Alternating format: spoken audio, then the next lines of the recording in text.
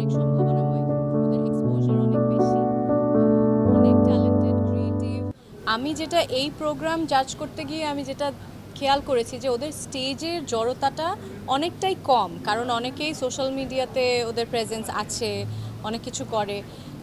এখন থেকেই ওদের সেই জড়তাটা নেই ক্যামেরার সামনে বা স্টেজের যে জড়তাটা, তো সেটা একটা প্লাস পয়েন্ট। কিন্তু আমরা চেষ্টা করেছি ওভারঅল ওদের স্কিল, ওদের অভিনয়, ওদের লেখাপড়া সব কিছু মিলে জাজ করার।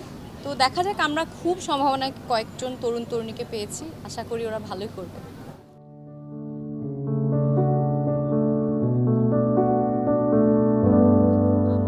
এখন আমাদের মনের মতো হওয়াটা আসলে লক্ষ্য না, লক্ষ্য হচ্ছে যে তারা কি এই প্রতিযোগিতায় যারা অংশগ্রহণ করেছে তাদের মধ্য থেকে আমরা কি সবচেয়ে সম্ভাবনাময় তরুণ তরুণীদের বেছে নিতে পারছি কিনা, কারণ তারা ভবিষ্যতে এই ইন্ডাস্ট্রিতে কাজ করবে।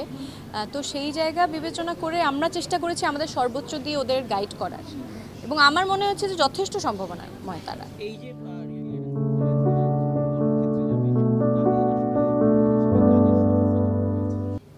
কাজের সুযোগ, আমার মনে হয় এই ইন্ডাস্ট্রিতে প্রচুর কাজের সুযোগ রয়েছে।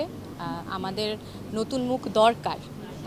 একটা একটা পর্যায়ের পরে দেখা যাচ্ছে যে আগে যেমন রিয়েলিটি শো থেকে অনেক নতুন মুখ আসতো, লাক্স চ্যানেল আই ছিল, একটা সময় ইউ গট দ্য লুক হতো, এখন সেগুলো নেই। রিসেন্ট পাস্টে আমাদের কোনো রিয়েলিটি শো হয়নি। তো আমার মনে হয় এই দীপ্ত স্টার হান্ট যথেষ্ট একটা ভালো কন্ট্রিবিউশন হবে দীপ্ত স্টার হান্টের।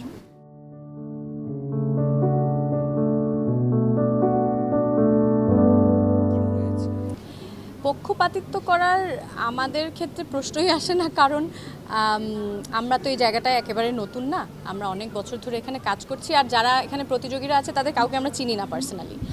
আমরা একেবারেই তাদের সেই দিনকার পারফরমেন্স কেমন হয়েছে সেই অনুযায়ী বিচার করেছি। সেটা আমার মনে হয় দর্শকরা যখন টেলিভিশনে বা দীপ্তর প্ল্যাটফর্মে যখন দেখবে শোটা, তখনই বুঝতে পারবে যে পক্ষপাতিত্ব হয়েছে কি হয়নি।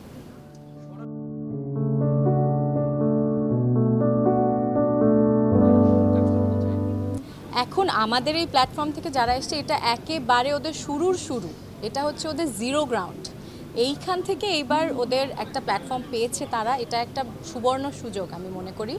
এখন ওদেরকে অনেক অনেক কষ্ট করতে হবে, অনেক হার্ডওয়ার্ক করতে হবে। কাজের তো জায়গাটা প্রচুর আছে, সম্ভাবনাও প্রচুর আছে, কিন্তু সেটা কি করে ওরা নিজেরা কাজে লাগাবে এটা ওদের উপরেই ডিপেন্ড করবে। ওই যে বললাম, একটা লম্বা পথ পাড়ি দেওয়ার যে উদ্যমটা, সেটা থাকতে হবে।